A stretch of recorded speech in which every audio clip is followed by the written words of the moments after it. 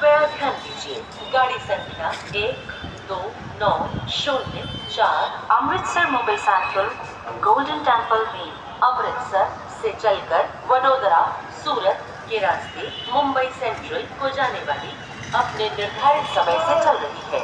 इसके यहाँ 14:15 पर प्लेटफॉर्म क्रमांक 4 पर पहुँचने की संभावना है। धन्यवाद।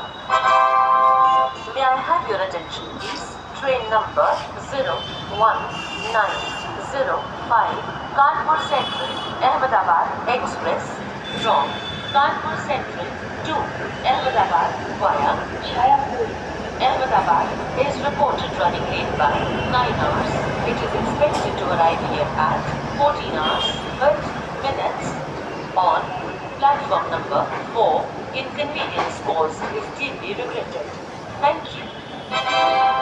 कृपया ध्यान दीजिए, गाड़ी संख्या 01905 Kanpur central Ahmedabad express Kanpur central से चलकर छायापुर अहमदाबाद के रास्ते अहमदाबाद को जाने वाली अपने निर्धारित समय से